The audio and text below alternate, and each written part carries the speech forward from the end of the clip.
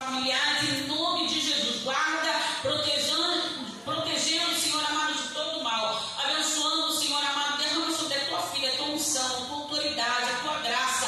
Prepara-nos, Senhor amado, para ouvir a tua palavra, Senhor amado, hoje e sempre, no nome de Jesus. Amém. Glória a Deus.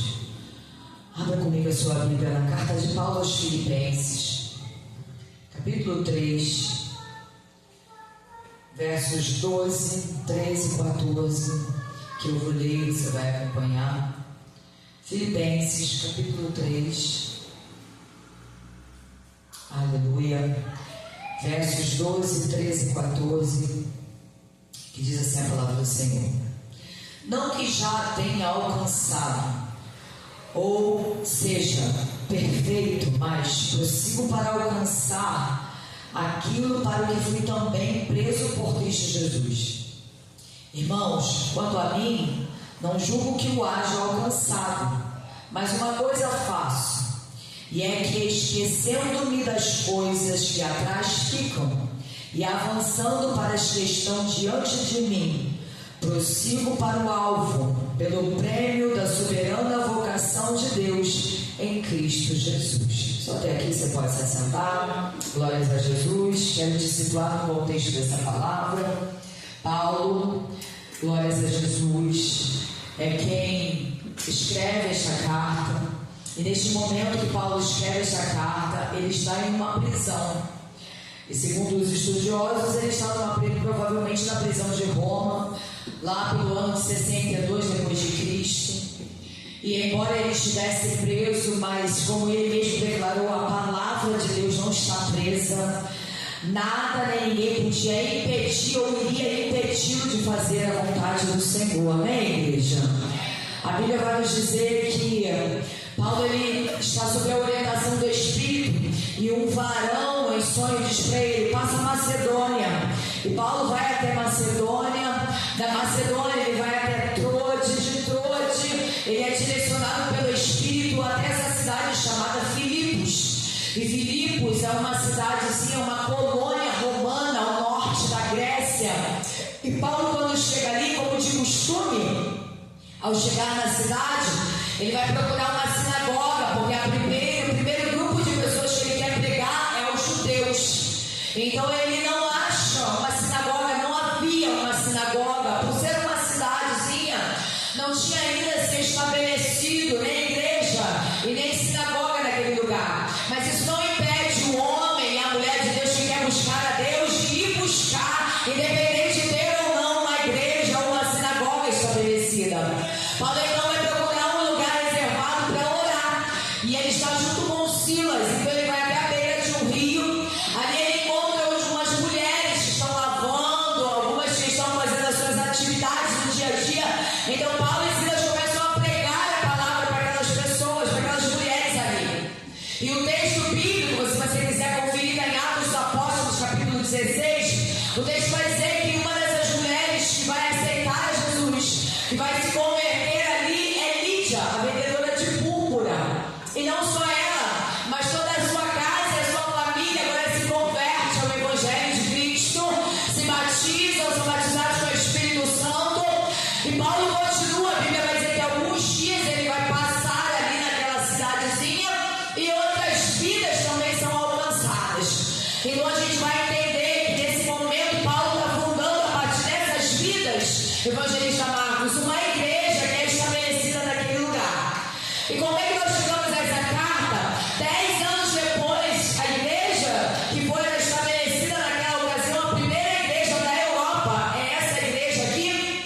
Eles estão precisando de orientação, eles estão precisando de ajuda. Então Paulo vai escrever, e ele está agora preso, mas ele escreve, e segundo ele vai dizer no próprio texto bíblico, ele não se cansava de repetir a mesma coisa, de escrever a mesma coisa. Ou seja, ele nos faz entender que essa não é a primeira carta que ele escreve para Filipos, ou seja, para os filipenses. Então Paulo escreve dando algumas orientações à igreja e colocando algumas questões, inclusive, da sua própria vida.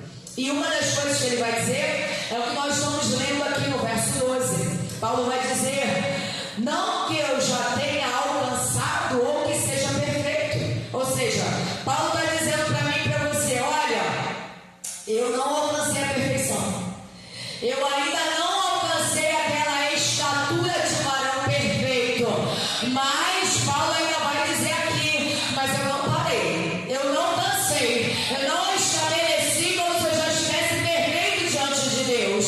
Não, pelo contrário, eu ainda preciso alcançar a perfeição que está em Cristo Jesus. Você também entende que precisa ainda alcançar? Que não é perfeito, mas que tem ainda uma jornada para alcançar essa perfeição em Cristo Jesus, amém? Paulo está dizendo exatamente isso, porque mesmo sendo ele quem ele era, irmãos, mesmo sendo ele quem tinha alcançado o que ele alcançou, o nível que aquele homem havia chegado diante de Deus, só para lembrar vocês, era um homem que tinha todos os dons espirituais.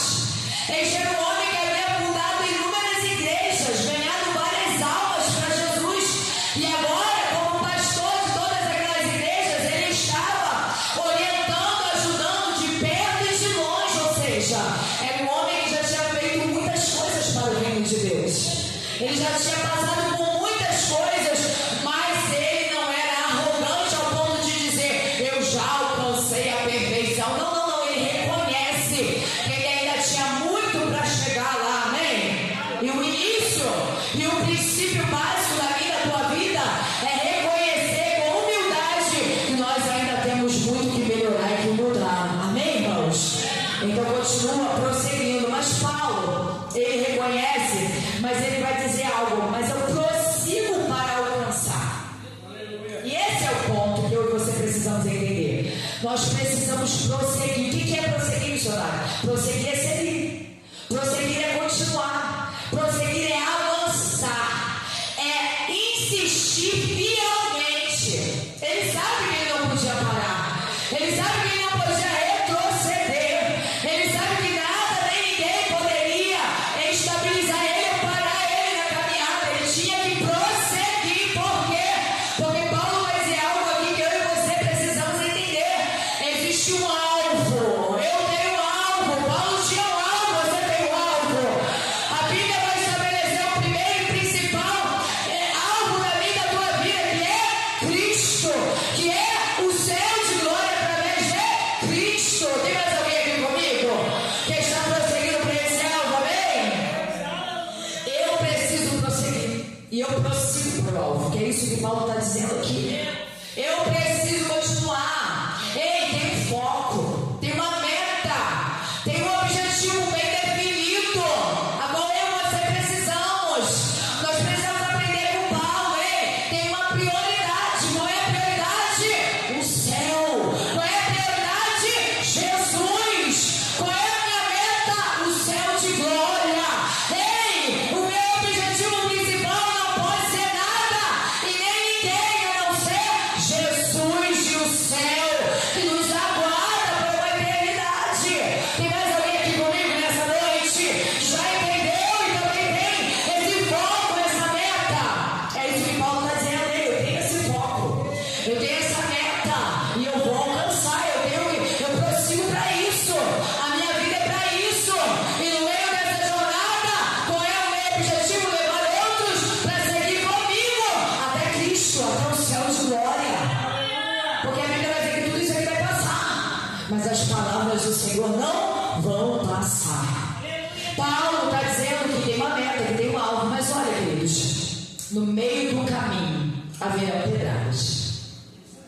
No meio do caminho haverão levantes. No meio do caminho haverão traições. No meio do caminho nós vamos ter decepções, frustrações, nós vamos ter perdas, nós vamos ter tristezas. No meio do caminho Paulo encontrou prisões, açoites, naufrágio. Ele encontrou poços que ele foi jogado. Paulo encontrou fome, encontrou sede. Ei, ele encontrou tudo isso como nós também vamos encontrar. Mas tem um detalhe: essa palavra hoje é para orientar a minha e a tua vida, porque tem o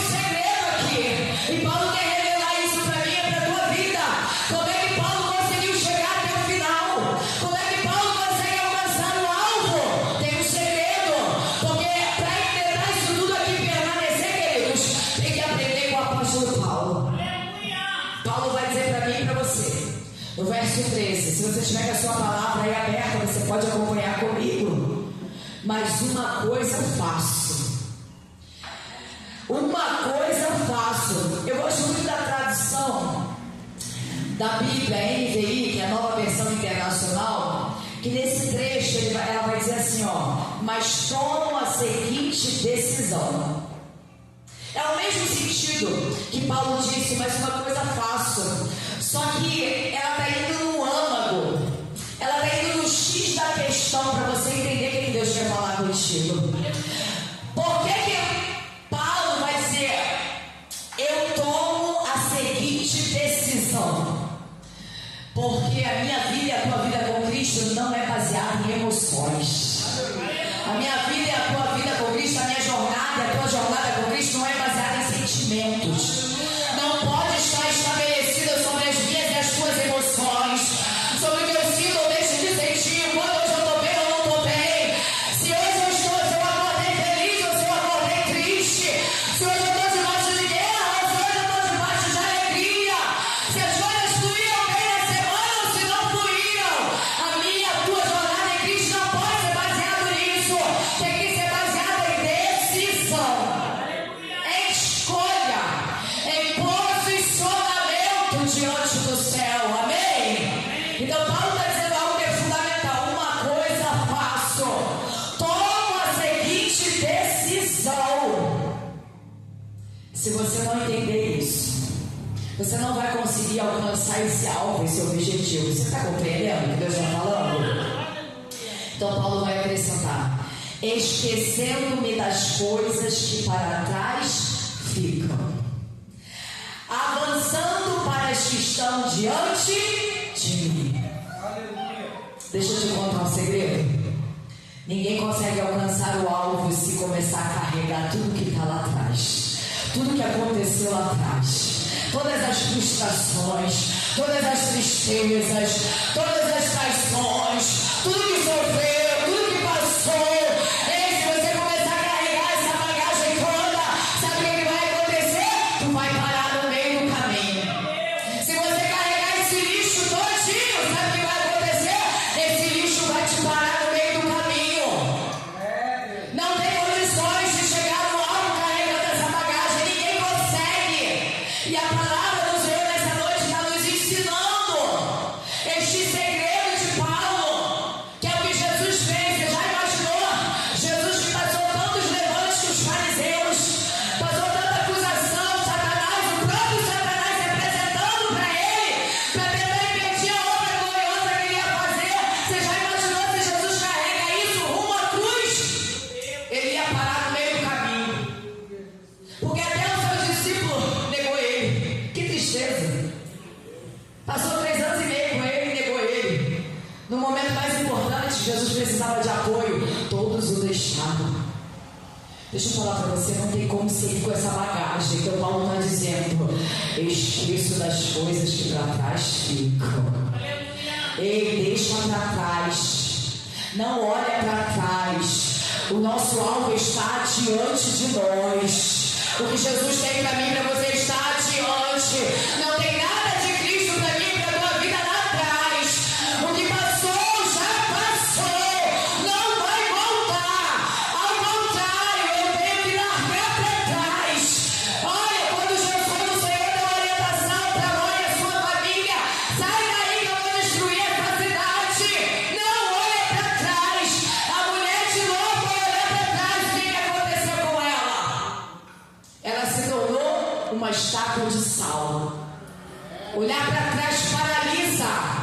Olhar para trás nos inutiliza perante o reino. O Senhor te chamou para ser útil, amém? O Senhor te capacitou para ser útil. O Senhor te levantou para ser útil. Mas o diabo está trabalhando para te fazer inútil, para inutilizar. Por quê? Porque o que não faltam são motivos para a gente parar, não é verdade? O que não faltam são situações para nos parar. Mas a palavra nessa noite está falando para mim e para você, deixa para trás. Deixa para trás, não olha para trás. O que passou, passou, acabou. Não fica lambendo ferida, não. Sai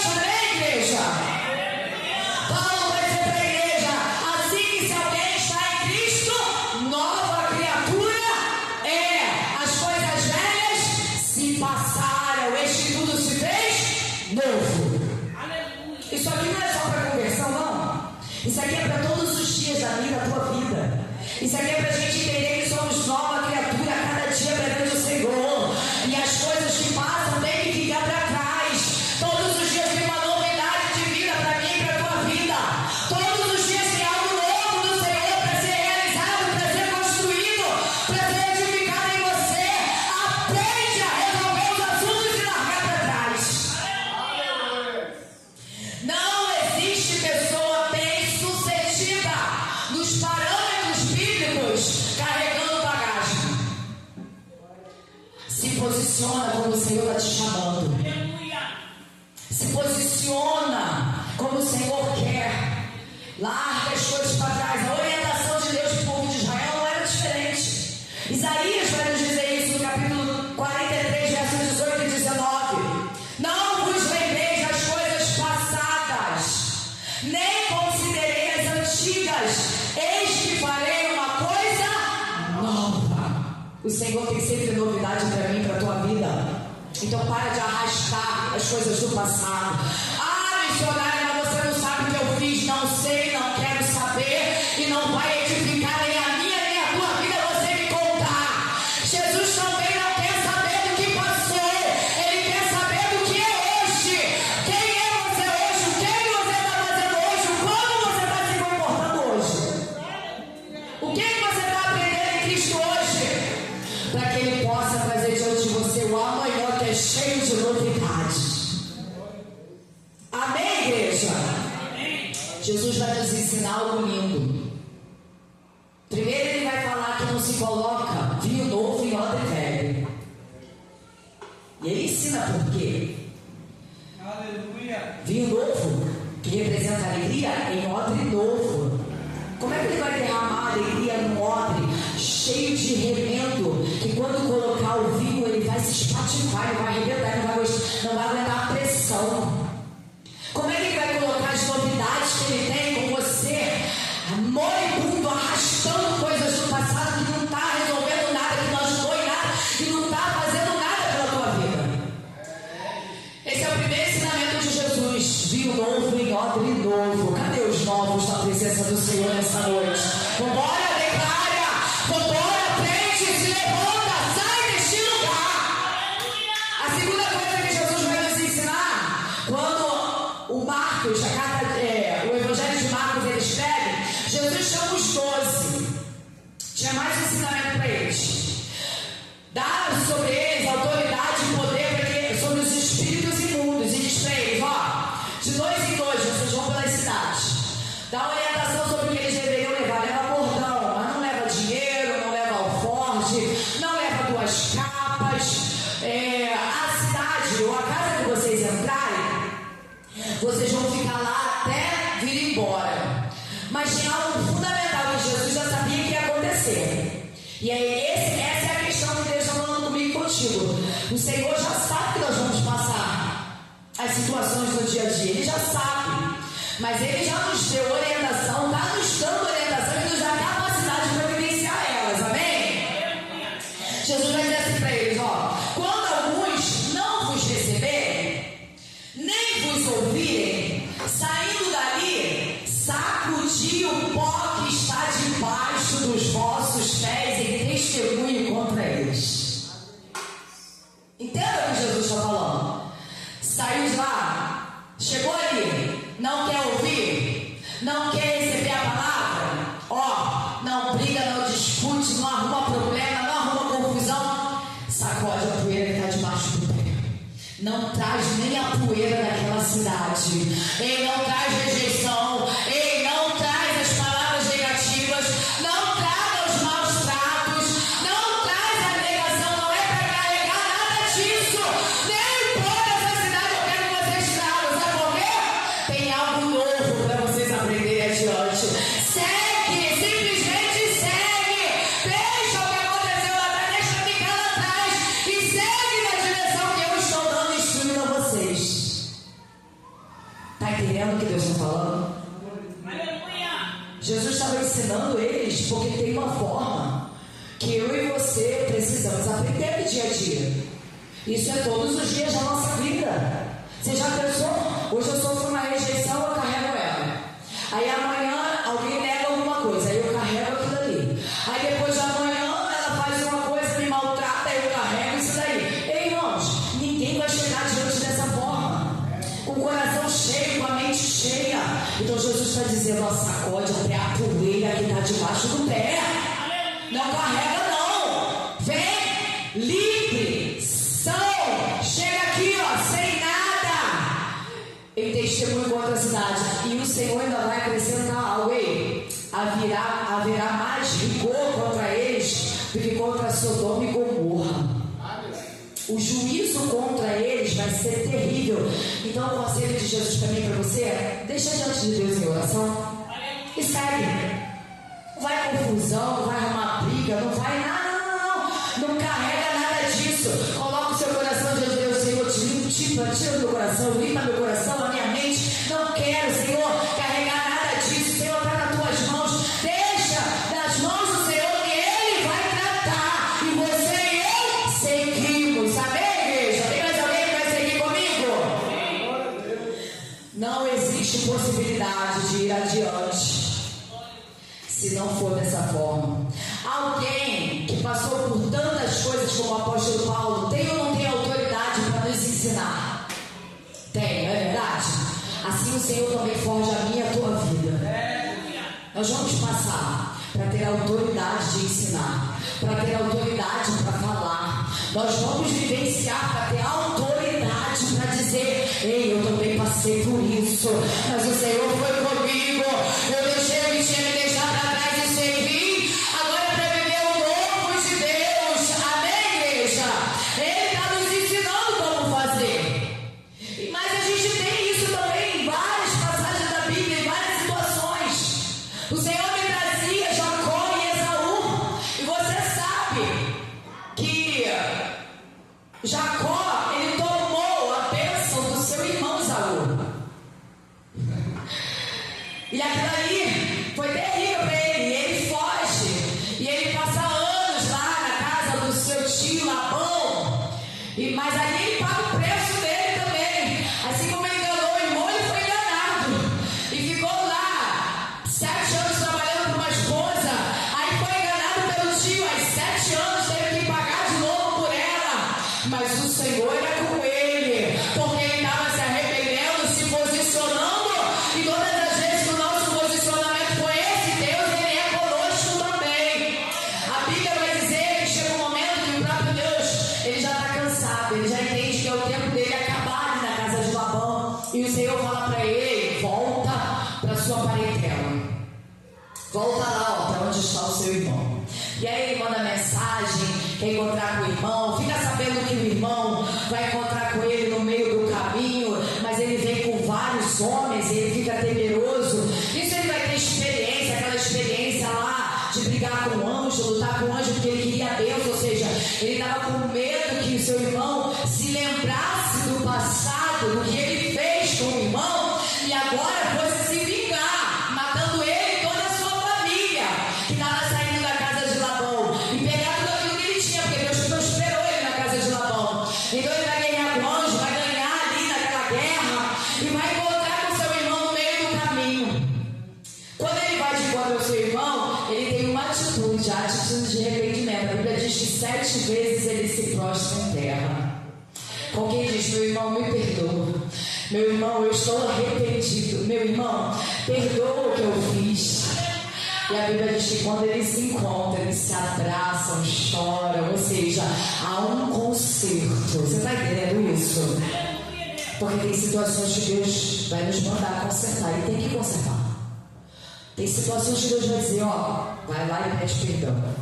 Às vezes nem foi a gente que fez, eu já passei por isso. Não fui eu que fiz, mas aquilo estava me corroendo por dentro. Sabe o que Deus fez? Vai lá e pede perdão. Aí eu acordei como? Ai, Jesus, mas não fui eu que fiz, foi ela que fez comigo, eu ainda tenho que pedir perdão. Vai e pede perdão antes que seja tarde. Olha, aí eu fui, me humilhei. Deus não está mandando? Vai e faz, obedece. Obedece, Ele sabe o que está fazendo.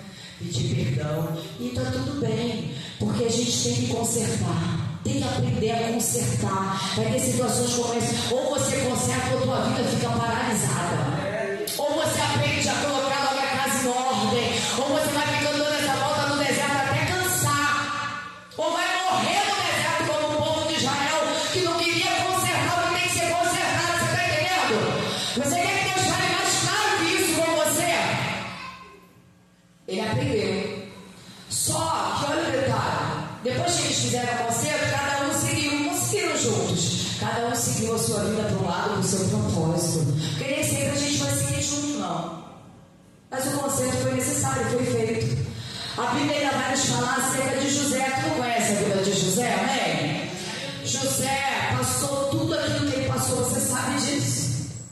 Foi traído pelos seus irmãos, jogado no poço. Do poço foi vendido como escravo na casa de Potifar. Na casa de Potifar estava lá. E aí a mulher de Potifar foi se engraçar, foi assediar ele para deitar com ele. Mas José era homem de Deus, José foge então. E ela ainda ameaça, ela diz que ele tentou estuprar ela. A gente sabe que isso foi uma mentira. E Deus conserva a vida de José, que vai parar dentro da prisão. E fica ali na prisão até Deus mudar o quadro da vida dele. Aí Deus tinha o propósito de tudo isso. Muda a vida de José, leva ele para o palácio, coloca ele abaixo de Faraó como governador de todo o Egito, exaltando ele. E está tudo muito bem, tudo fluindo, tudo prosperando, aquela maravilha. Os povos vindo se alimentar, porque essa era a provisão de Deus, até que seus irmãos chegam. Aí chega a oportunidade de vingança. E aí? Você se vinga ou perdoa? Você se vinga ou deixa para trás e segue? A Bíblia diz que aquelas eram oportunidades. E os irmãos de José, quando estiveram diante dele, pensaram: agora meu irmão vai se vingar de nós. Agora ele vai se lembrar do que nós fizemos e nós estamos perdidos. Não, querido, aqui tinha um homem espiritual. Amém? Aqui tem homens e mulheres espirituais que já aprenderam, já entenderam. Não tem que haver vingança, tem que deixar nos pés do Senhor, tem que liberar o perdão e tem que seguir. A Bíblia diz que José faz exatamente isso. Sabe por quê? Porque Paulo vai nos contar que a nossa vida, na carta dele aos Romanos, capítulo 8, verso 28, tudo tem um propósito. Ele vai dizer assim: olha, sabemos que todas as coisas contribuem juntamente para o bem daqueles que amam a Deus. Você ama a Deus? Tudo contribui. Daqueles que são chamados segundo o seu decreto. Então tudo que está acontecendo na minha e na tua vida, todas as coisas que vêm ou sobrevêm na minha e na tua vida, tem um propósito do Senhor. Vai contribuir para o propósito do Senhor na minha e na tua vida. Não tem nada que está fugindo ao controle do Pai. Você pode não estar entendendo hoje, porque enquanto José passava, você acha que ele entendia por que ele estava passando por tudo aquilo ali? Absolutamente não. Mas lá na frente, depois que ele já está como governador e seus irmãos chegam diante dele, todas aquelas famílias ao redor do Egito, povos ao redor do Egito que vêm para se alimentar, aí José entende: meu Deus, que propósito o Senhor tinha. Tinha que ser eu. Por isso que eu tive que passar tudo aquilo, sair de lá da casa do meu pai, chegar aqui, ainda que não tenha chegado da forma bonita e legal. Não, porque nem sempre vai ser assim. Pelo contrário, porque no meio dessa trajetória, da traição lá até a prisão, Deus está forjando o caráter de José. Deus está forjando a estrutura de José. Deus está preparando ele para chegar lá na governança. Não é diferente na minha e na tua vida. Você sabe qual é o propósito de Deus vai realizar amanhã? Aonde Deus vai te colocar amanhã? Então Deus está permitindo que eu e você passe hoje. Não, missionário, mas eu fui traída. Sim, querido, mas amanhã vai ter mulheres diante de você falando assim: eu fui traída. E você vai dizer: eu passei por isso, mas eu venci Cristo Jesus. Eu fui renovada, o Senhor tratou meu coração, o Senhor me ensinou a perdoar e a amar novamente. As coisas velhas passaram, tudo se fez novo na minha casa. Está entendendo isso? Nós somos um propósito nas mãos do Senhor. E a minha vida e a sua vida é usada como um propósito. E com as mesmas consolações que nós fomos consolados, diz a palavra do Senhor, nós vamos consolar outros. Então é a minha e a tua vida que vai ser usada para isso. Então para de questionar por quê, pra quê, e ficar nesse vício, esse ciclo vicioso. Aprende que Jesus está te ensinando a caminhar com Ele, está te preparando para algo maior, está te preparando para lugares maiores, está te preparando para viver coisas maiores, para viver um propósito maior. Ei, não se resume ao que você está vivendo aqui, não. Tem coisas muito maiores para nós vivermos em Cristo Jesus, mas se você não aprender com essas lições agora, como vai alcançar as maiores? Aleluia. Isso é princípio da palavra. Amém? Amém? Da mesma forma que Jesus faz assim: se você não for fiel no pouco, como é que vai ser fiel no muito? Como é que eu coloco muito na tua mão se você não consegue ser fiel no pouco?